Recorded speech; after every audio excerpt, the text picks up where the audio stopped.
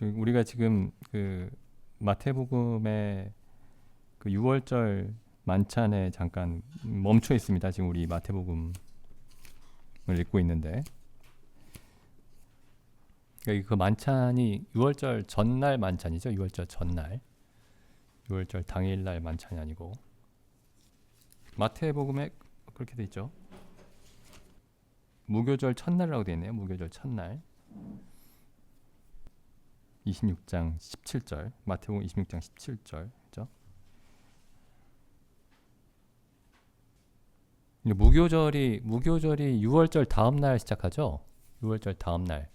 근데 이제 보니까 제가 찾아보니까는 이제 무교절 6월절을 포함해서 무교절이라고 부르는 경우도 많이 있다고 합니다. 그래서 여기서 무교절 첫날은 6월절 다음 날부터 시작되는 7일이 아니고 6월절을 포함하고 있는, 그러니까 6월절까지 포함하면은 8일이에요.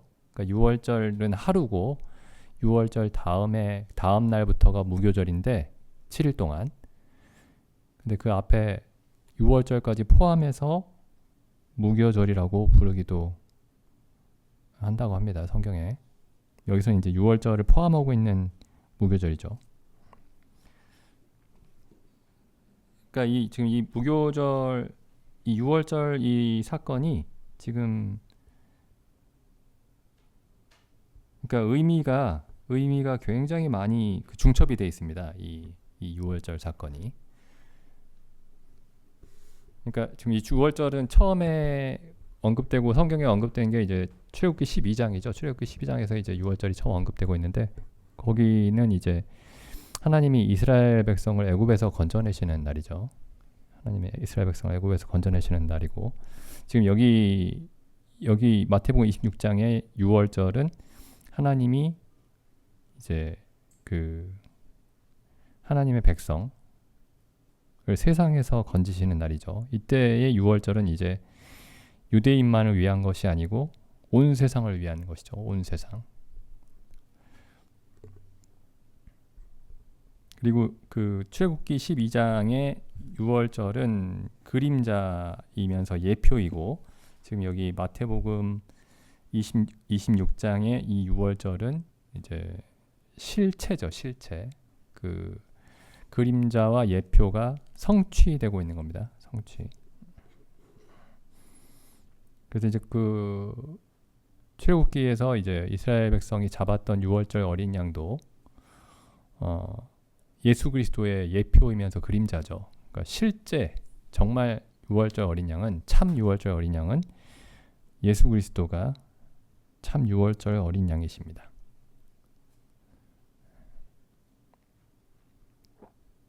그래서 우리가 주일날마다 이제 떡과 잔을 떼면서 이 6월절을 기념하고 있는 거죠. 참 6월절을. 사도 바울이 전에도 말씀드렸지만 사도 바울이 이제 고린도전서에서 이렇게 얘기하고 있죠. 다시 한번 읽어볼까요? 중요하니까 계속 여러 번 읽어보겠습니다. 여기 고린도전서 5장 7절.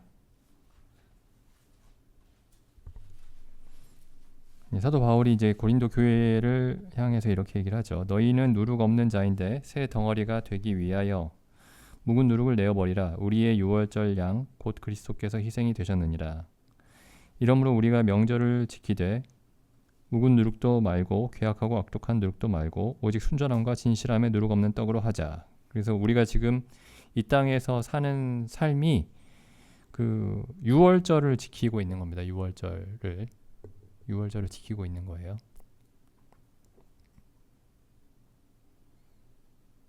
어떤 이단에서는 우리가 6월절을 지켜야 된다라고 이 구절을 가지고 얘기를 하고 있는데, 그래서 특정한 날을 가지고 6월절 지켜야 된다고 얘기하죠. 사도 바울이 그렇게 가르쳤다고. 근데 여기서 이제 6월절을 명절을 지키되 이 말은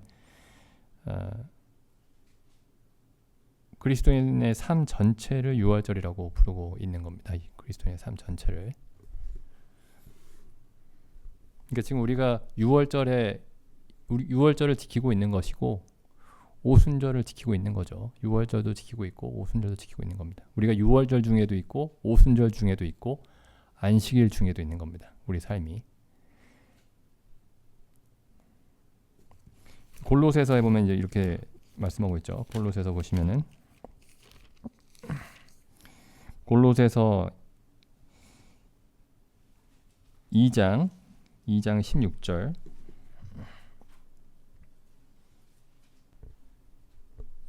그러므로 먹고 마시는 것과 절기나 월삭이나 안식일을 인하여 누구든지 너희를 편론하지 못하게 하라. 그러니까 먹고 마시는 것. 그러니까 이 먹고 마시는 것에 대한 어떤 제약이 없었어요. 그리스도인들에게는 뭘 먹어야 될지, 뭘 마셔야 될지, 뭘 먹지 말아야 될지, 뭘 마시면 안 되는지에 대한 제약이 없습니다. 먹고 마시는 것에 대해서는.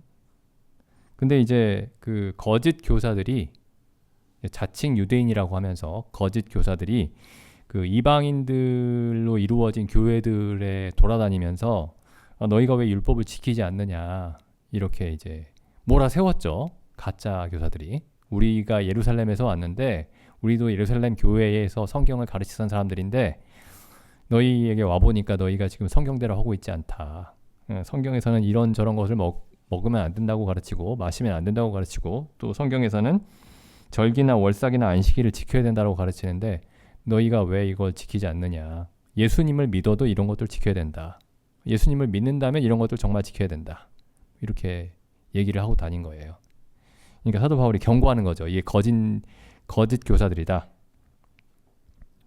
그러면서 먹고 마시는 것과 절기, 그러니까 절기가 아까 그 뭐 유월절, 초실절, 무교절, 오순절 이런 데 있죠. 그 이 이스라엘의 절기들, 구약에 나와 있는 절기들, 월삭에 대한 율법의 규정이 있죠. 그 매달 첫날 어떻게 하나님께 제사를 드려야 하는지, 안식일에 대한 율법도 있죠. 근데 이제 그리스도의 교회 안에서는 이런 것들을 지키지 않았습니다.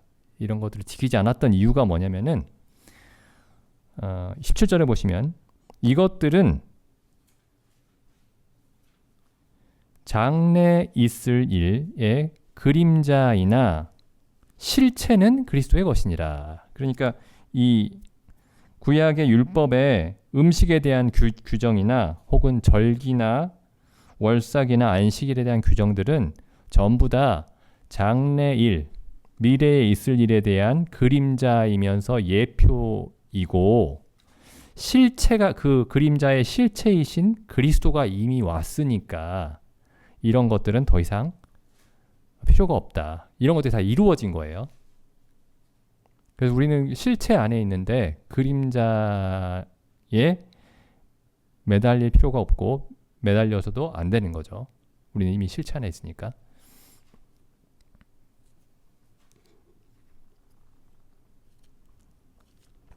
그래서 기독교인들이 굉장히 많이 거기 넘어갔죠. 하나님의 교회죠. 하나님의 교회. 안식 그 명절을 지켜야 된다. 유월절을 지켜야 된다. 뭐 이렇게 얘기하면서.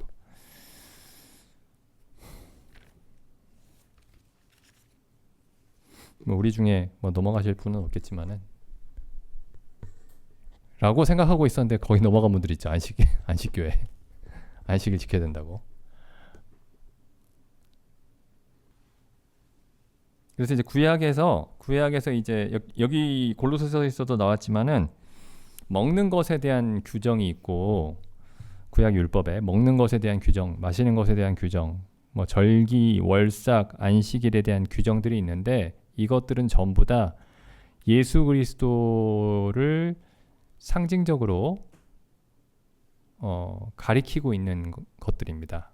그러니까 이런 구약의 이 규례들을 살펴볼 때 이 규례들이 예수 그리스도가 어떤 분이신지 혹은 예수 그리스도를 통해서 하나님이 행하실 십자가에서 행하실 일들에 대해서 상징적으로 보여주고 계신 거예요.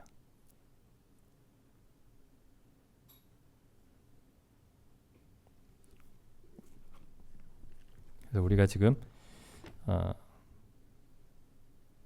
6월절을 지키고 있습니다. 우리 삶이 그리스도인이라면은 우리는 6월절 중에 있습니다. 그리고 또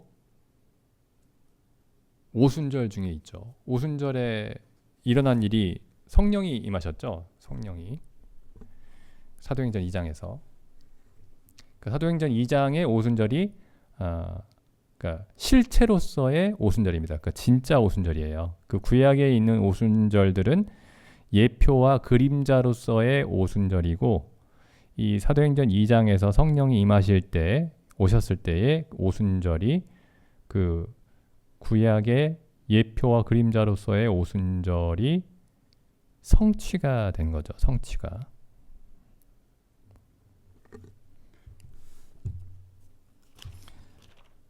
그래서 사도행전 2장에 가보시면은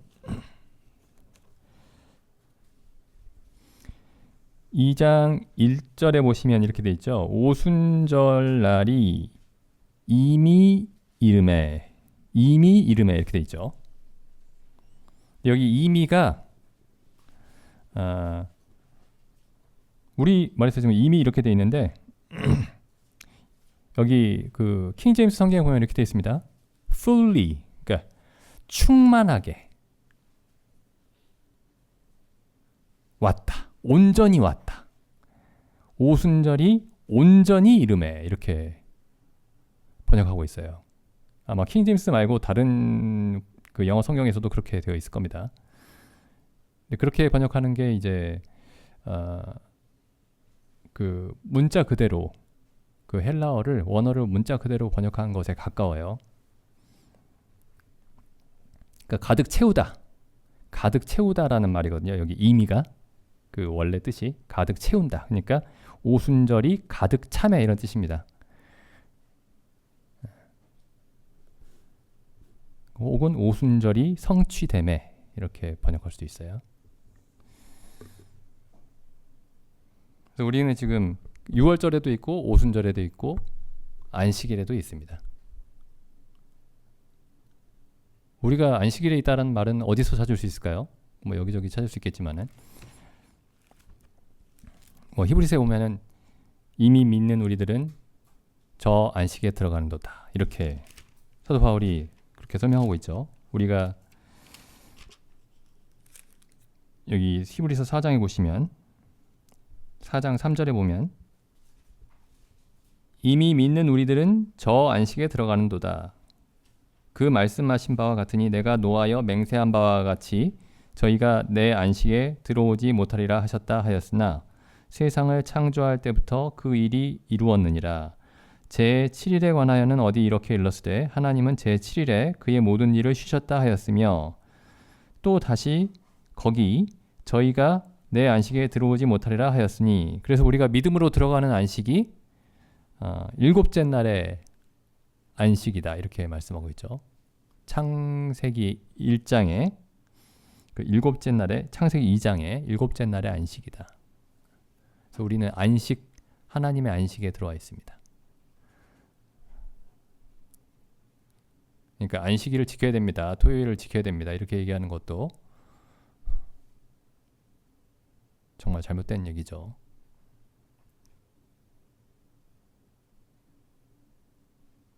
그래서 지금 이 예수님의 마지막 만찬은 그 이제 6월절을 보여주는데 그 6월절이 이제 우리를 세상에서 건지시는 날이라고 말씀드렸죠. 세상에서 건지시는 날. 근데 세상에서 건지심을 받아야 된다라는 생각이 없는 사람에게는 이게 별로 좋은 얘기가 아닙니다. 세상에 애착이 있는데 하나님이 꼭 세상에서 나를 건지시려고 하는구나. 그냥 내가 죽었을 때 지옥에만 안 가면 되는데 나를 꼭 세상에서 건지려고 하는구나. 이런 사람에게는 좋은 얘기가 아니죠. 이게 전혀.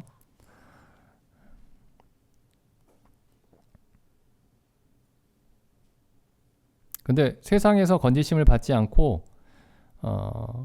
그냥 죽었을 때 지옥에 가지 않고 천국에 가는 사람은 없습니다. 뭐 많은 사람들은 그걸 원하겠지만 세상에서 건지심을 받아야 되죠. 사도행전에 그래서 사도 바울이 그 사도들이 이렇게 얘기를 합니다. 복음을 전할 때 사도행전 2장에 보시면 2장 37절에 보시면 저희가 이 말을 듣고 마음에 찔려 베드로와 다른 사도들에게 물어 가로되 형제들아 우리가 어찌할꼬 하거늘 베드로가 가로되 너희가 회개하여 각각 예수 그리스도의 이름으로 세례를 받고 죄 사함을 받으라. 그리하면 성령을 선물로 받으리니 이 약속은 너희와 너희 자녀와 모든 먼데 사람 곧 주 우리 하나님이 얼마든지 부르시는 자들에게 하신 것이라 하고 또 여러 말로 확증하며 권하여 가로되 너희가 이 패역한 세대에서 구원을 받으라. 그러니까 죄의 용서를 받는 것으로 그치는 게 아니고 이 패역한 세대에서 구원을 받으라. 이렇게 말씀하고 있죠. 이 패역한 세대에서.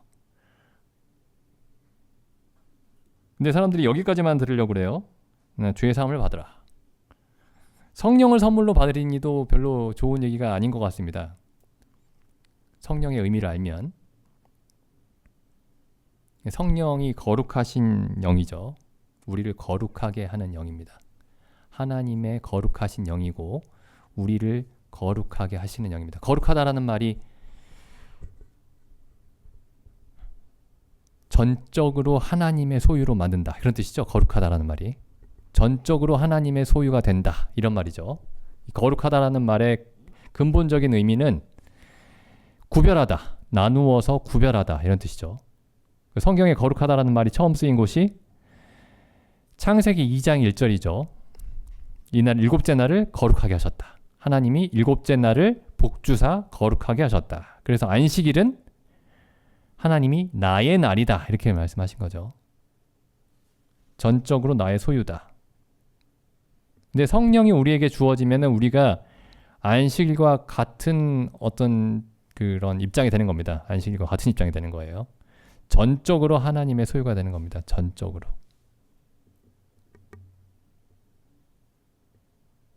그러니까 성령을 받으면 마음이 평안해지고 즐거워진다더라 하면 사람들은 이제 그 말만 들으면 아 성령을 받고 싶다 생각을 하죠. 성령을 받아야 마음이 기쁘고 즐겁고 걱정도 없고 그럼 성령을 받고 싶어 하죠. 근데 성령은 이게 구약에서 이제 그 기름으로 상징이 됩니다. 기름. 그래서 이제 성막에 있는 기구들에 바르는 게 그 기름이죠. 거룩한 기름, 향유. 그러니까 성막에 있는 그 여러 그릇들이나 도구들에만 바르는 게 이 성유 혹은 향유입니다. 거룩한 향유. 근데 그걸 바르면은 다른 용도로는 그 도구들을 절대로 못 쓰게 돼 있어요. 그러니까 집에서 쓰는 그릇에다가 나는 이 그릇 아끼는 그릇이니까 내가 이 기름을 발라야지 그러면 그 사람은 죽습니다. 자기가 집에서 쓰는 그릇에다가 그 기름을 바르면요. 그 기름을 흉내내서 만들어도 안 되고 그러니까 그 기름은 그 거룩한 기름은 성막에서 사용하는 기구에만 바르도록 되어 있습니다. 근데 그게 성령의 상징이에요. 그러니까 성령은 하나님을 섬기는 데 사용되는 그릇에만 바르도록 되어 있습니다. 성령은. 그러니까 성령을 받는다라는 말은 하나님을 섬기는 데만 영원히 사용되는 존재가 되겠습니다. 라는 의미예요. 사람들은 이제 막 신기한 능력을 받으려고 성령을 받으려고 하죠. 뭐 병 고치는 능력을 받거나 아니면 방언을 하거나 뭐 성령을 받으면 뭐 병도 고치고 뭐 여러 가지 일이 있다고 하니까 성령을 받으려고 합니다. 성령은 거룩하게 하시는 영이죠. 우리를 거룩하게 하시는 영.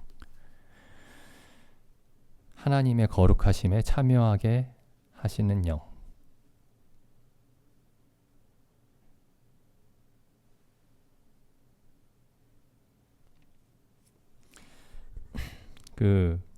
근데 이제 원래 얘기로 돌아와가지고 이제 그 6월절이 그래서 이제 예수님이 우리의 6월절 어린 양이 되셨다라는 말씀은 우리를 세상에서 건지셨다라는 말씀입니다. 그래서 우리가 이제 그래서 질문을 해봐야 하는 게 내가 구원을 받았나, 내가 구원의 확신이 있나, 내가 죄사함을 받은 확신이 있나.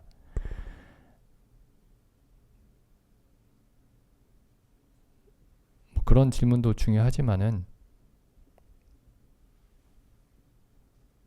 그 모든 질문에 내가 예라고 답한다고 해서 내가 구원을 받았다라고 장담할 수는 없습니다.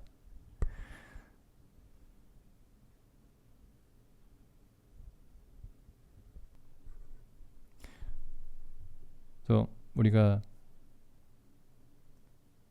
정말 내가 애굽에서 그 모형으로 얘기를 하자면 내가 애굽에서 정말 건지심을 받았느냐를 질문을 해봐야 되는 거죠. 내가 애굽에서 건지심을 받았느냐, 내가 세상에서 건지심을 받았느냐.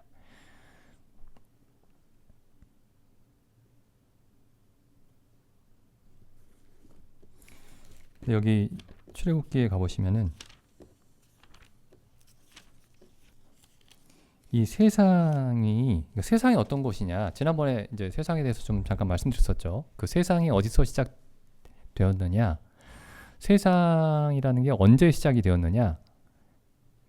세상이 언제 시작이 됐냐면은 하와가 그 선악과를 먹었을 때 시작이 됐습니다. 세상은. 그래서 하나님이 우리를 이제 세상에서 분리시키는 게 그 하와의 정신에서 분리시키는 거예요. 하와의 정신에서.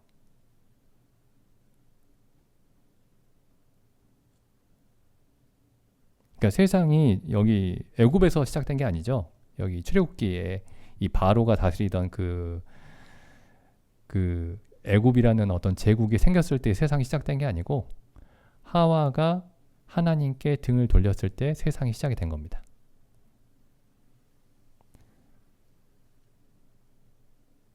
그러니까 뭐 나는 뭐 세상 사람들처럼 뭐 이런 걸 즐기지 않고, 난 세상 사람들처럼 이런 걸 추구하지 않고 그런다고 해서 세상하고 분리된 게 아닙니다. 세상하고 분리되는 거는 그 하와의 정신에서 돌이키는 거예요.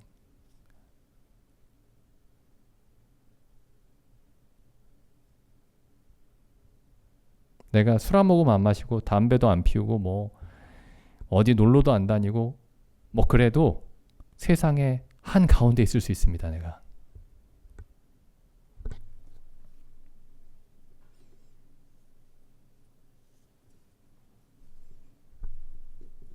그래서 그 요한일서에 지난번에도 이 말씀을 찾아봤는데 그 요한일서 2장 15절에 보시면은 2장 15절, 이 세상에 있는 것들을 사랑치 말라. 누구든지 세상을 사랑하면 아버지의 사랑이 그 속에 있지 아니하니, 이는 세상에 있는 모든 것이 육신의 정욕과 안목의 정욕과 이생의 자랑이니 다 아버지께로 쫓아온 것이 아니요 세상으로 쫓아온 것이라. 이 육신의 정욕과 안목의 정욕과 이생의 자랑이 하와가 추구했던 것이죠. 하와가 하나님이 먹지 말라고 했던 그 선악과를 봤을 때 먹음직도 하고 보암직도 하고 지혜롭게 할 만큼 탐스럽기도 했다. 이걸 다른 말로 표현하면은 육신의 정욕과 안목의 정욕과 이생의 자랑을 따라서 그 열매를 먹었다. 이렇게 말할 수 있는 거예요. 그러니까 세상이 언제 시작이 됐느냐? 하와가 그 열매를 먹을 때 시작이 됐던 겁니다. 하와가 그 열매를 먹을 때.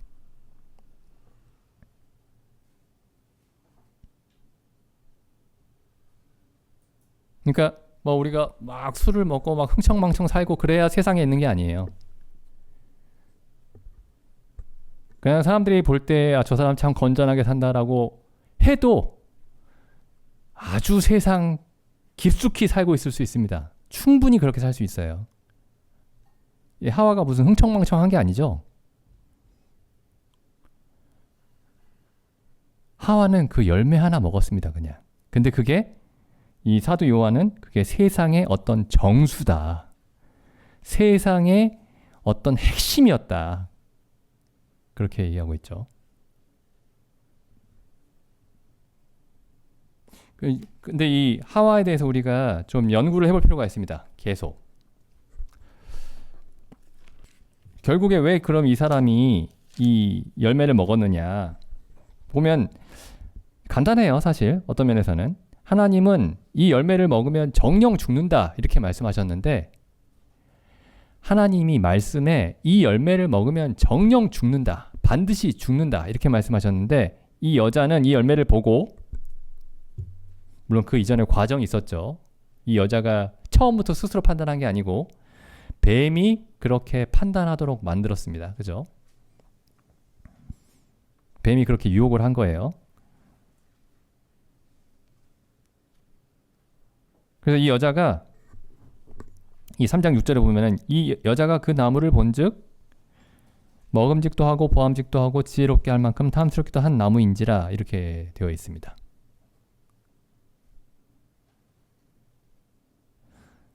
그러니까 하나님 말씀보다 내 판단이 옳다 이렇게 생각한 거예요. 그러니까 아주 간단한 겁니다. 사실 세상의 정신이라는 게 내 판단이 옳다. 나도 신중하게 생각하면은 올바르게 판단할 수 있다.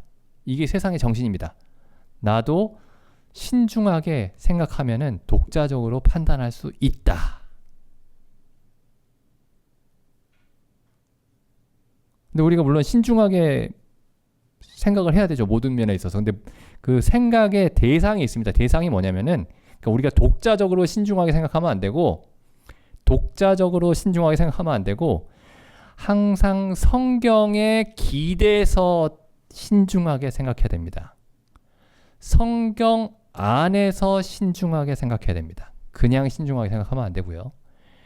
모든 생각이 신중해야 되는데 그 신중한 모든 생각은 성경 안에만 머물러 있어야 됩니다. 성경 안에만.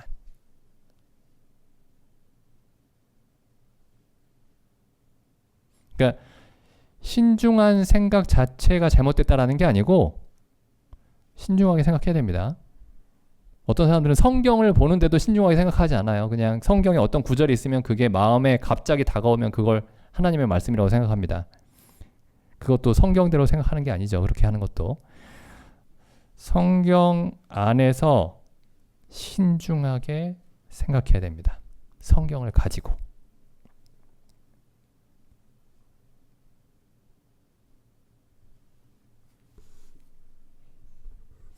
지금 여기 그래서 지금 이 여자가 그러니까 이제 쉽게 얘기하면 이런 거죠. 그러니까 하나님 말씀을 믿지 않고 자기 생각을 믿었다.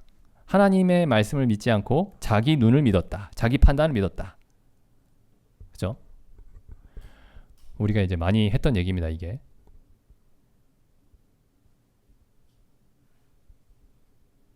근데 왜 하나님의 말씀을 믿지 않았을까? 이렇게 생각해 보면은 하나님의 말씀을 왜 믿지 않았을까?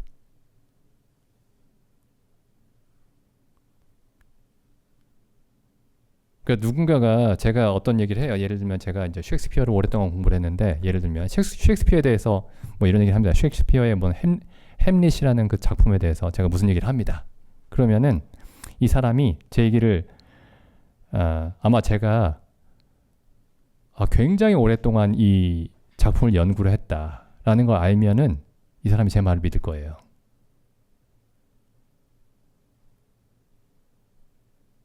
제가 막 그 햄릿으로 막 책을 몇 권을 쓰고 막 그랬다라고 하면은 제 말을 믿을 겁니다. 막 세계적인 권위자고 어쩌고 막 이런 거 다 알면은. 근데 저에 대해서 아무것도 몰라요. 그럼 제가 셰익스피어의 햄릿에 대해서 무슨 얘기를 하면은 나도 읽어봤는데 나도 재밌게 햄릿 읽어봤는데 하면서 제 말을 안 믿을 수 있습니다. 하와가 그러니까 이 논리가 좀 비슷해요. 하와가 하나님의 말씀보다 자기 생각을 믿은 이유가 뭐냐면은 하나님에 대해서 알지 못했기 때문입니다.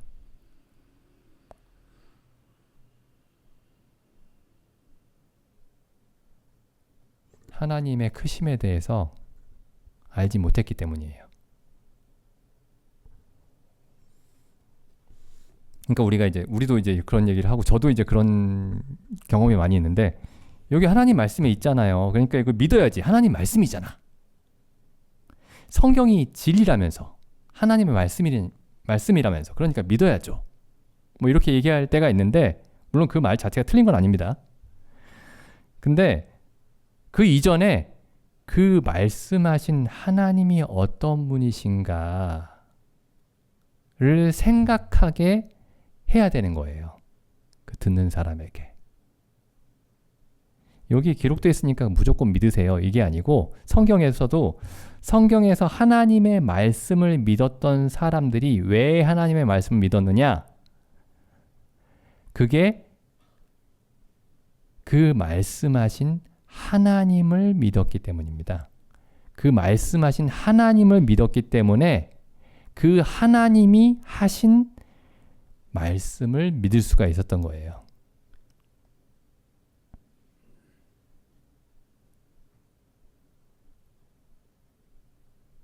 그러니까 성경이니까 믿어야지, 성경이니까 믿어야지. 이제 우리가 계속 그렇게 생각을 그런 식으로 할 수 있는데,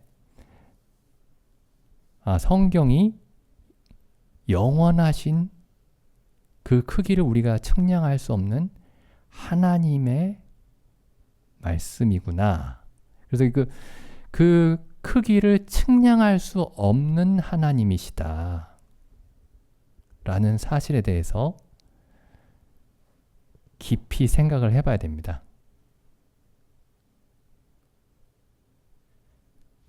그게 우리의 어떤 믿음의 시작이에요. 믿음의 시작이면서 동시에 그게 우리의 신앙의 어떤 목적지입니다. 결국에 또다시. 왜냐하면 우리가 결국에 하나님께 예배를 드린다는 거는 하나님을 찬송한다라는 건 무슨 뜻이냐면은 하나님의 광대하심을, 하나님의 크심을, 하나님의 선하심을 찬송하는 거죠. 그러니까 하나님의 어떠하심을 찬송하는 거죠.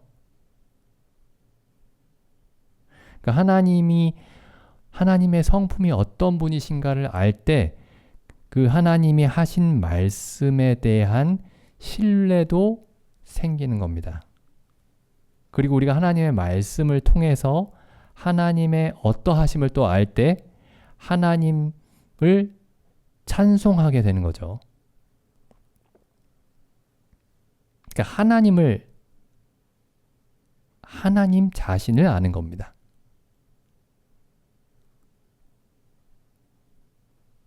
그리고 하나님이 어떤 분이신 줄 알았으면은 이 여자가 잠깐만요. 나도 한번 생각해 볼게. 하나님 관점을 나한테 좀 강요하지 말고 나도 한번 생각해 봅시다.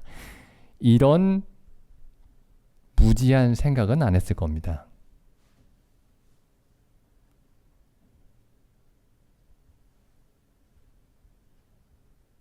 그러니까 이건 하나님 말씀이니까 무조건 믿어가 아니고 이건 무조건 믿는 게 아니죠. 하나님의 크심을 알면 절대적으로 믿는 것이 유일하게 이성적이고 유일하게 합리적인 선택입니다. 유일하게 합리적인 선택이에요. 그러니까 하나님 말씀이니까 따지지 말고 무조건 믿어가 아니고 이게 모든 걸 따져봤을 때 결론이 그렇게 날 수밖에 없는 거죠.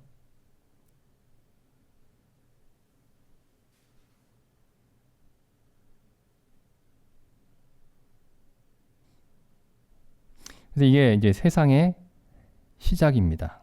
하나님을 모르니까 이 여자가 자기도 몰랐죠. 자기 능력이 얼마나 제한적인지, 아무것도 아닌지. 그러니까 이 여자가 그러니까 아담은 제정신을 차리고 있었는데 하와가 정신을 못 차렸다 이런 뜻이 아닙니다. 이게 성경에서는 로마서 5장에서는 이렇게 얘기하고 있죠. 아담이 아니라 하와가 범죄함으로 모든 사람이 죄와 사망 가운데 이르렀다. 이렇게 얘기하고 있지 않고 한 사람이 범죄함으로 인해 죄가 세상에 들어오고 죄로 말미암아 사람이 왔다라고 했을 때 그 한 사람은 하와가 아니라 아담이죠. 아담입니다. 한 사람은. 그러니까 하와가 한 일을 아담이 한 일로 계산을 하신 거예요. 하나님이. 그러니까 이 하와가 아담의 정신이라고 보시면 됩니다. 아담의 정신. 사람의 정신.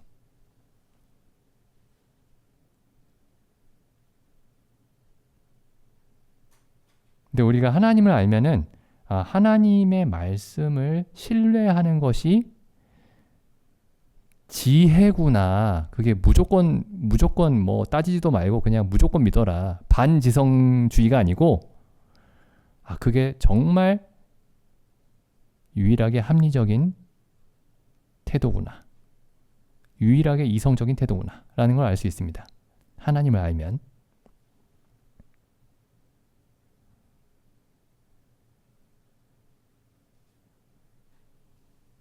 그래서 하나님을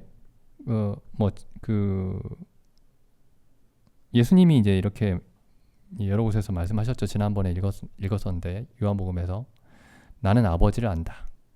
너희는 아버지를 알지 못한다. 요한복음에서 계속 반복해서 말씀하십니다. 예수님이. 나는 아버지를 안다. 너희는 알지 못하나 나는 그를 안다. 그 세상의 정신이라는 그 정신의 핵심이 뭐냐면은 하나님을 알지 못한다는 겁니다. 하나님을 알지 못한다.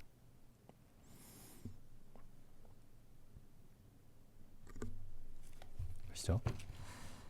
여기 출애굽기에 가보시면은 출애굽기에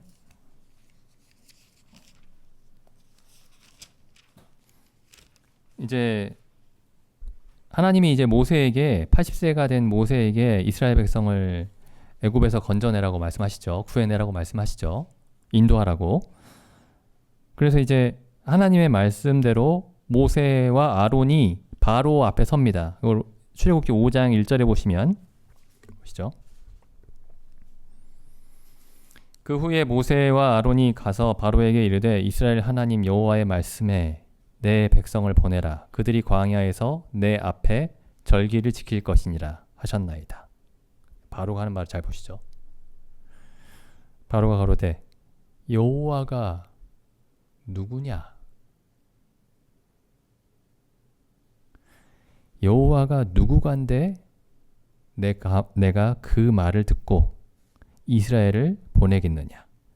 나는 여호와를 알지 못하니 이스라엘도 보내지 아니하리라.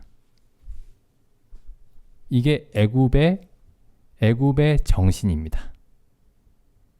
나는 여호와를 알지 못한다. 다른 게 아니에요. 세상의 정신이 다른 게 아닙니다. 나는 하나님을 모른다. 근데 예수님은 이렇게 말씀하셨죠. 나는 아버지를 안다. 내가 아버지를 알지 못한다고 하면 내가 너희처럼 거짓말하는 자가 되리라. 나는 아버지를 알고 또 그를 보았느니라. 이렇게 말씀하셨죠. 요한복음에서.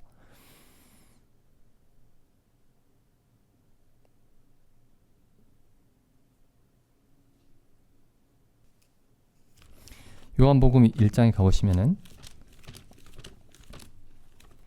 요한복음 1장 9절입니다. 참빛 곧 세상에 와서 각 사람에게 비치는 빛이 있었나니 그가 세상에 계셨으며 세상은 그로 말미암아 지은 바 되었으되 세상이 그를 알지 못하였고 세상은 그를 알지 못합니다.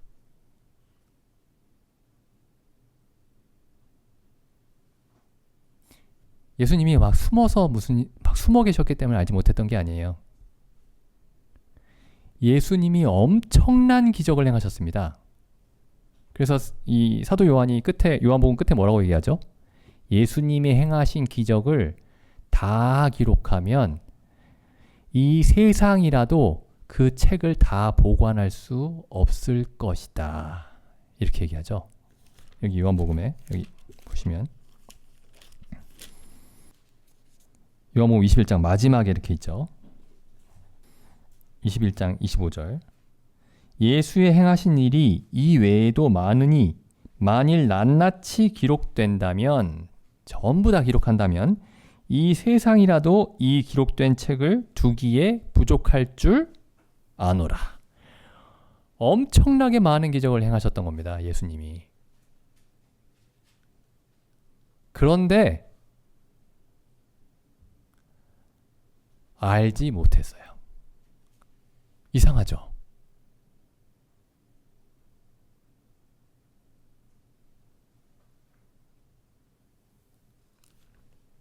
뭐 우리야 이렇게 꼭꼭 숨어 있으니까 사람들이 모르지만은 예수님 그렇지 않았습니다. 엄청나게 많은 사람들이 따라다녔던 거예요. 그래서 예수님이 계속 기적을 행하고 계시니까. 근데 결국에 그 예수님을 십자가에 못 박아 버렸죠.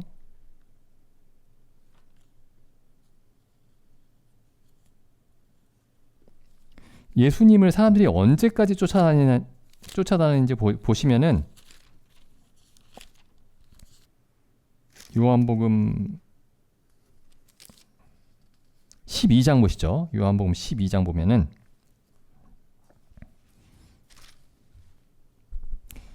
유월절 엿새 전에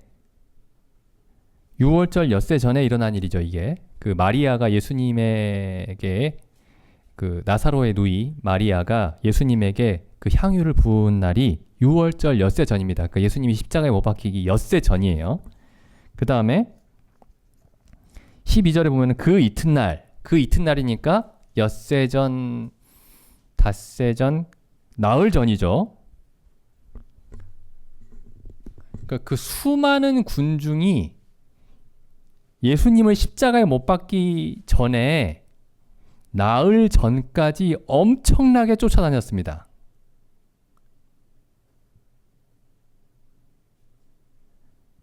여기 얼마나 많이 쫓아다녔냐면은, 그죠?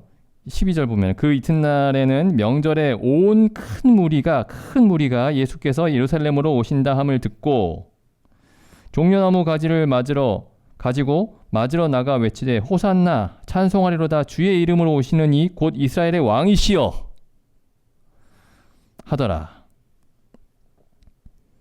그러니까 바리새인들이 예수님을 잡으려고 그 전에 막 그 부하들을 시켜가지고 언제든지 체포하려고 하다가 포기했어요.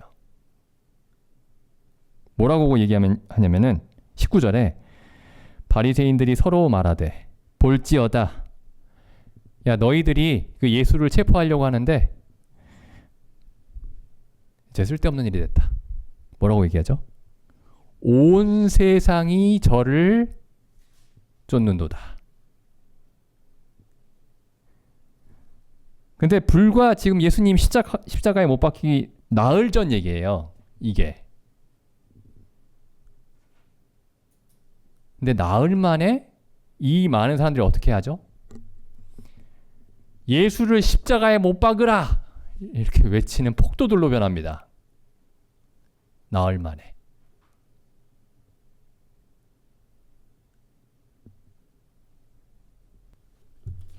이 마태복음 말씀하고 보겠습니다. 우리가 잘 아는 말씀이죠.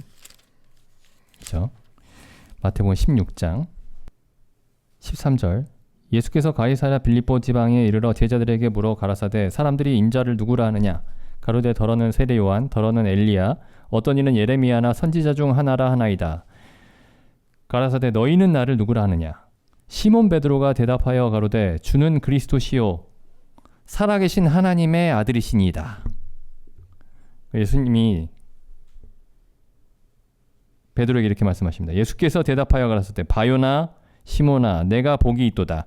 이를 내게 알게 한 이는 혈육이 아니요 하늘에 계신 내 아버지시니라. 사람이 알려줄 수 없다.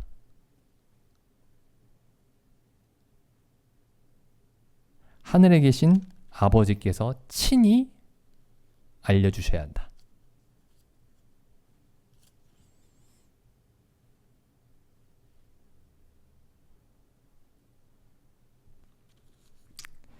11장도 보시죠.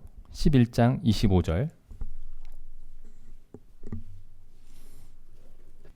그때에 예수께서 대답하여 가라사대 천지의 주제이신 아버지여 이것을 지혜롭고 슬기 있는 자들에게는 숨기시고 세상에 지혜 있다 하는 자들, 슬기롭다 하는 자들, 박사들,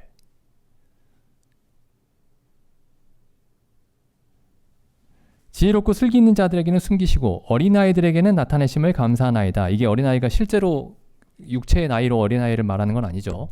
제자들을 다 포함하고 있으니까요. 옳소이다 이렇게 된 것이 아버지의 뜻이니이다. 내 아버지께서 모든 것을 내게 주셨으니 아버지 외에는 아들을 아는 자가 없고 아들과 또 아들의 소원대로 계시를 받는 자 외에는 아버지를 아는 자가 없느니라.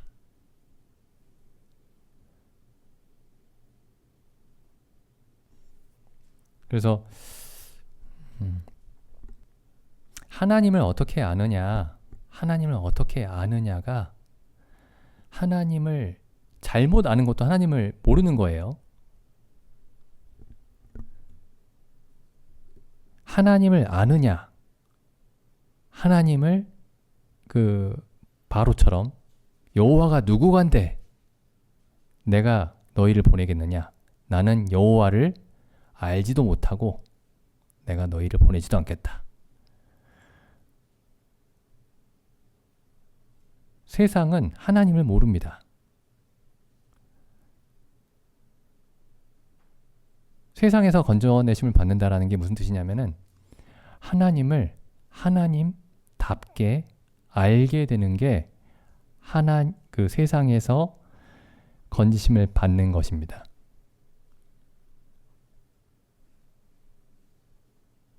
그게 예수님이 우리의 유월절 어린 양이 되신 목적이에요. 목적. 유일한 목적입니다. 그게. 하나님을 알게 하시기 위해서. 하나님을 알게 하시기 위해서. 우리 지옥의 어떤 고통을 받지 않게 하시기 위해서가 아니고 하나님을 알게 하시기 위해서 유월절 어린 양이 되셨습니다. 여기 다시 지난번에 읽었던 말씀 다시 한번 읽어보면은 요한복음 17장 6절 예수님이 하신 일 요한복음 17장 6절에 이렇게 말씀하고 있죠. 세상 중에서 내게 주신 사람들에게 내가 아버지의 이름을 나타내었나이다. 아버지의 이름을 알려주었습니다. 하나님이 어떤 분이신지 알려주었습니다. 그리고 지금도 하시는 일 17장 마지막 기도의 마지막 이렇게 끝나죠. 17장 26절 내가 아버지의 이름을 저희에게 알게 하였고 또 알게 할 것입니다. 나는 하나님을 알리겠습니다. 하나님이 어떤 분이신지 알게 하겠습니다. 마지막으로 한 말씀만 더 보겠습니다. 베드로전서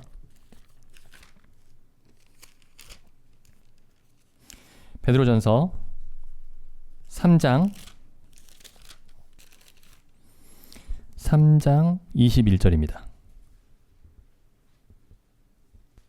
물은 예수 그리스도의 부활하심으로 말미암아 이제 너희를 구원하는 편이 곧 세례라 육체의 더러운 것을 제하여 버림이 아니요 오직 선한 양심으로 하나님을 알아가는 것이라.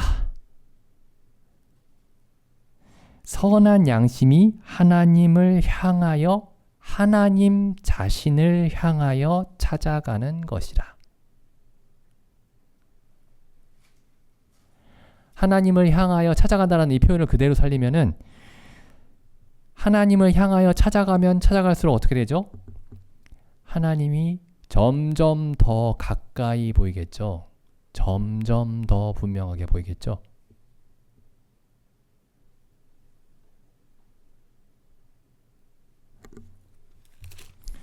같은 베드로가 쓴 이 베드로후서 3장 18절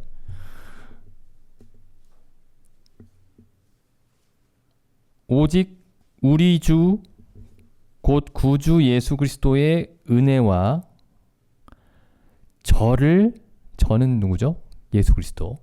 예수 그리스도를 아는 지식에서 자라가라.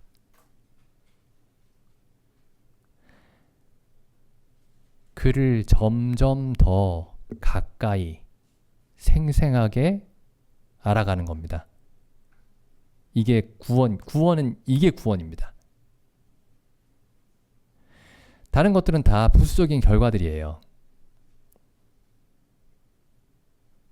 다른 것들이 중요하지 않다라는 말씀은 아니지만은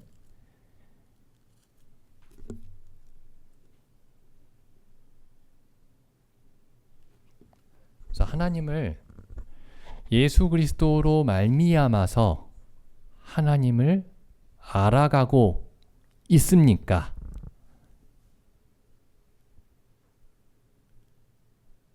아, 나 평안합니다. 나 천국 갈 확신이 있어요. 지금 질문이 그게 아닙니다.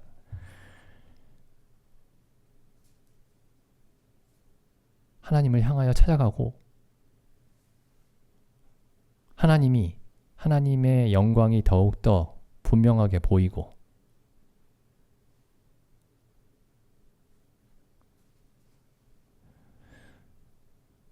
그게 우리가 세상에서 구원을 받았다라는 의미이고 예수님이 우리의 유월절 어린 양이 되신 목적입니다.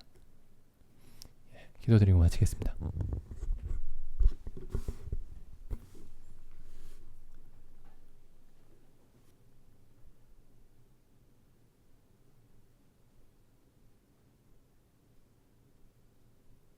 하나님 아버지, 참 하나님의 그 종 모세가 하나님의 이름을 이스라엘 백성에게 알림으로 말미암아 이스라엘 백성을 애굽에서 인도하여 냈던 것을 기억하옵나이다.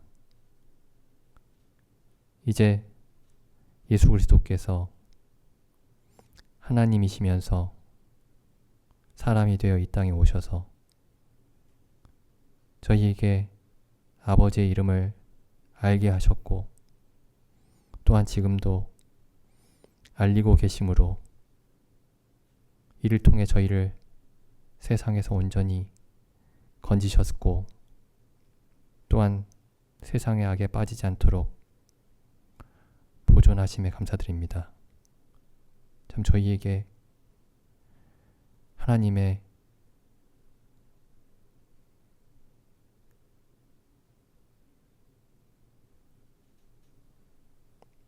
크심을 저희에게 보여주시옵고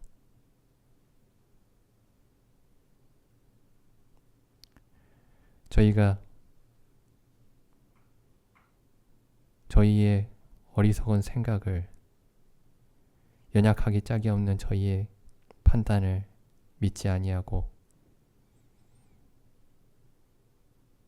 오직 온전히 지혜로우시고 그 능력이 다함이 없으시고 지극히 선하신 하나님의 그 말씀을 믿고 걸어갈 수 있도록 저희에게 참된 지혜를 허락하여 주시옵소서. 저희 각 성도님들에게 그리하여 주옵시고 또한 저희 교회에게 그리하여 주시기를 간절히 원하옵나이다. 이 모든 말씀을 우리 주 예수님의 이름으로 기도드립니다. 아멘.